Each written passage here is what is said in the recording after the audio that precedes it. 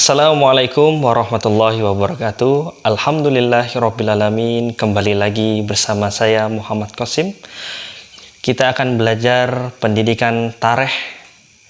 Materi kali ini Bapak angkat yaitu bukti-bukti sejarah masuknya Islam di Indonesia. Anak-anakku, yang kalian tahu, bukti-bukti sejarah masuknya Islam di Indonesia. Masuknya Islam di Indonesia tak lepas dari adanya bukti-bukti yang dapat dijadikan dasar waktu dan tempat agama Islam masuk. Bukti-bukti masuknya Islam ke Indonesia tersebar berbagai daerah yang ada di tanah air. Beberapa contoh bukti yang tersebar yaitu makam, masjid, ragam hias dinding, dan tata letak kota. Oke, kita masuk ke bab pertama yaitu bukti-bukti tersebarnya Islam di Indonesia yaitu makam. Bukti yang paling terpercaya terkait kedatangan Islam adalah makam Fatimah binti Maimun bin Hibatillah, yaitu di mana? Di Leran, Gresik, Jawa Timur. Beliau wafat abad ke-5 Hijriah atau abad ke-11 Masehi. Batu nisannya tertulis bahasa Arab dengan model kaligrafi Kufik Timur. Jadi bisa dipastikan pada abad ke-11 Masehi Islam sudah ada di Indonesia. Ada juga Sultan Malik Al-Saleh, Gampong, Samudra Pasai, Aceh, dan Maulana Malik Ibrahim di Gresik. Jadi kita bisa melihat dengan bukti yaitu satu adalah makam. Bukti yang kedua yaitu bangunan. Bangunan ada dua, salah satunya masjid dan keraton atau istana. Baik, kita menuju masjid. Bangunan masjid merupakan peninggalan yang dianggap sakral. Bangunan masjid biasa terdapat di sekitar istana kerajaan-kerajaan Islam. Jadi masjid tidak jauh dari yang namanya istana atau keraton. Masjid kuno yang dijadikan sebagai bukti sejarah adalah contohnya adalah Masjid Demak, Masjid Cirebon, Masjid Banten, Masjid Kota Gede, Masjid Surakarta, dan Masjid Kauman Yogyakarta. Kita akan lihat seperti apa sih masjid-masjid yang berada di sekitar daerah istimewa Yogyakarta. Kita simak video berikut. Assalamualaikum warahmatullahi wabarakatuh. Alhamdulillah kita sudah sampai di Masjid Gede Mataram. Kita lihat di belakang sini ada kompleks Masjid Besar Gede Mataram, di mana di situ adalah masjid yang bisa dihitung sangat lama. Bentuk bangunan masjid pada umumnya memiliki ciri-ciri sebagai berikut. 1. Denahnya berbentuk bujur sangkar. 2. Atapnya bertumpang dan bersusun 2, 3, 5, bahkan lebih. 3. Bagian depan atau samping terdapat serambi. Yang 4. Halaman masjid dikelilingi tembok yang dipasang gerbang. Yang 5, di sekitar bangunan masjid terdapat kolam air. Kita bisa cek contohnya di Masjid Gede Mataram Yogyakarta. Di situ jelas sekali bagaimana ciri-cirinya sudah disebutkan. Baik, kita sekarang menuju ke keraton. Keraton atau yang disebut dengan istana. Keraton tidak hanya berfungsi sebagai tempat tinggal seorang raja, akan tetapi keraton juga sebagai pusat pemerintahan. Keraton-keraton Islam bisa kita lihat pendiriannya sejak abad ke-16 Masehi. Setelah adanya pengaruh seni bangunan Islam dan Eropa, bangunan keraton sekarang tidak hanya menggunakan kayu, tetapi juga menggunakan batu bata. Baik, kita sekarang menuju ke urutan ketiga yaitu ragam hias. Yang kalian tahu apa itu ragam hias? Ya, ragam hias sangat berhubungan dengan bukti-bukti bangunan atau tempat-tempat peninggalan Islam. Pada ragam hias terdapat bentuk-bentuk kaligrafi yang indah. Bisa kita lihat tayangan berikut.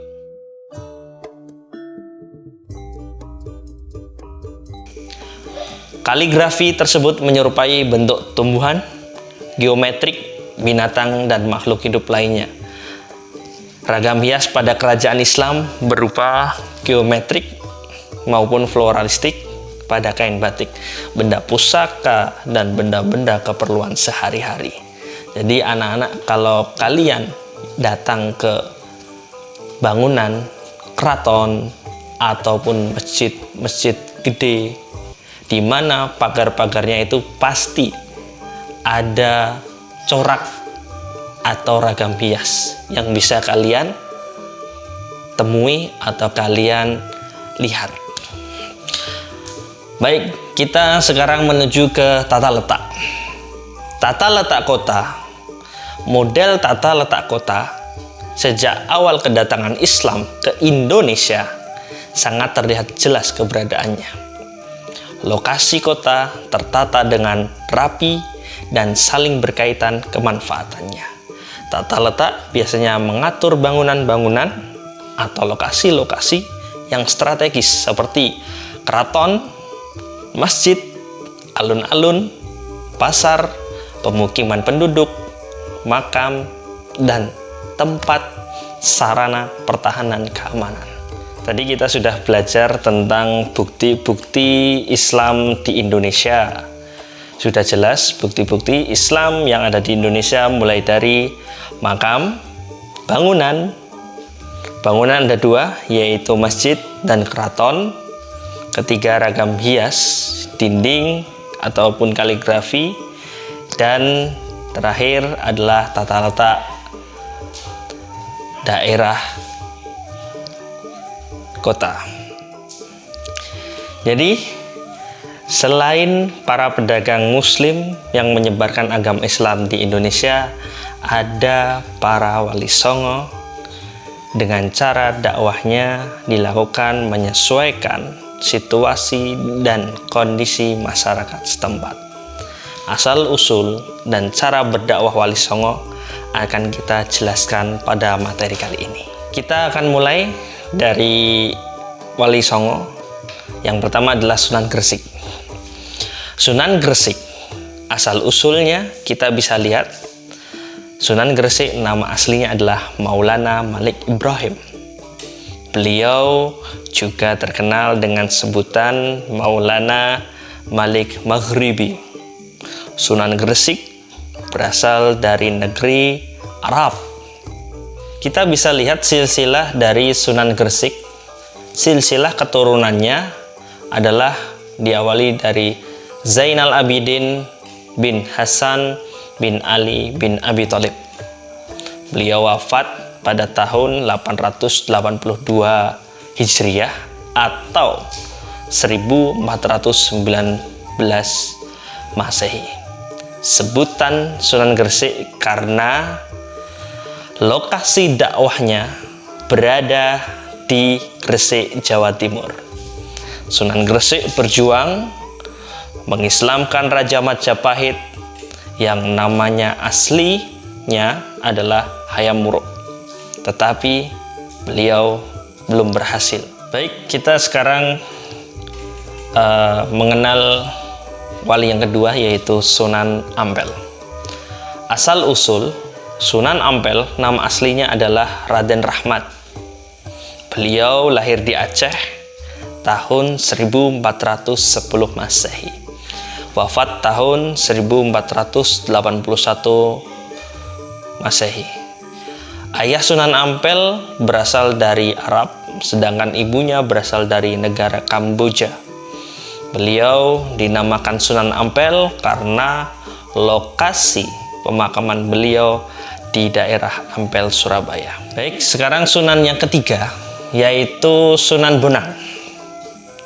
Asal usulnya atau yang disebut dengan Makhdum Ibrahim, beliau lahir pada tahun 1465 Masehi, meninggal tahun 1515 Masehi. Makam Sunan Bonang berlokasi di daerah Tuban. Ayahnya nama aslinya adalah Sunan Ampel. Pada usia muda, Sunan Bonang berguru kepada ayahnya, yaitu Sunan Ampel. Sekarang kita urutan keempat, yaitu Sunan Giri. Kalian pasti tidak asing lagi dengan permainan delian, permainan cuplak-cuplak suweng. Siapa itu yang menciptakannya? Ya, benar, Sunan Giri. Sunan Giri nama aslinya adalah Raden Paku atau Maulana Ainul Yakin. Beliau dilahirkan di Gresik. Ayah Sunan Giri nama aslinya adalah Maulana Ishak. Tempat tinggal berada di Giri, Gresik, Jawa Timur. Ya, kita masuk ke wali yang kelima, yaitu Sunan Derajat. Sunan Derajat nama aslinya adalah Raden Saifuddin. Beliau merupakan adik Sunan Bonang dan seorang putra Sunan Ampel. Lokasi dakwahnya berada di daerah Sedayu, Gresik, Jawa Timur. Sunan Derajat menggunakan cara berdakwah seperti menciptakan gending pangkur. Gending pangkur itu apa? Iya, gending pangkur adalah nyanyian atau tembang Jawa yang diiringi dengan irama dalam nyanyian. Nyanyian mengandung nilai-nilai dakwah Islam dalam syairnya. Kita memasuki sunan yang keenam, yaitu sunan yang tidak asing di telinga kita. Beliau bernama Sunan Kalijaga. Sunan Kalijaga nama aslinya adalah Raden Mas Said. Ayah Sunan Kalijaga adalah Tumenggung Suhur Wilatika, Bupati Tuban. Ya, beliau dilahirkan di daerah Cirebon. Lokasi makam Sunan Kalijaga terletak di Desa Kadilangu, Demak. Selanjutnya kita mengenal Sunan Kudus. Sunan Kudus memiliki nama asli Ja'far Shodiq Asmat Khan. Sunan Kudus lahir pada 9 September 1400 Masehi atau 808 Hijriah. Beliau adalah seorang putra penghulu kerajaan Demak. Nama ayahnya adalah Sunan Ngudung. Sunan Ngudung adalah putra sultan di Palestina yang nama aslinya adalah Sayyid Fadl Ali Murtaza, Raja Pandita atau Raden Santri, yang berhijrah hingga ke Jawa dan sampailah dia ke Kekhalifahan Islam Demak. Makam Sunan Kudus berada di Kudus. Selanjutnya yaitu Sunan Muria.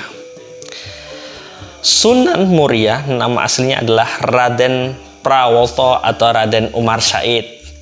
Beliau adalah putra Sunan Kalijaga dan adik ipar Sunan Kudus.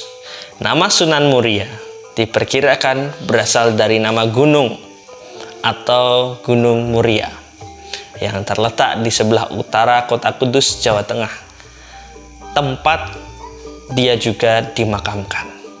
Ya, yang terakhir yaitu Sunan Gunung Jati. Sunan Gunung Jati atau yang disebut dengan Syarif Hidayatullah, beliau dilahirkan pada tahun 1448 Masehi, wafat tahun 1568 Masehi. Baik, kita tadi sudah belajar tentang nama-nama peran Wali Songo dalam menyebarkan Islam ke Indonesia. Semoga bermanfaat. Kita bisa mengambil ibroh, mengambil teladan, dan bisa kita laksanakan atau amalkan dalam kehidupan sehari-hari. Billahi fisabilil haq, fastabiqul khairat. Wassalamualaikum warahmatullahi wabarakatuh.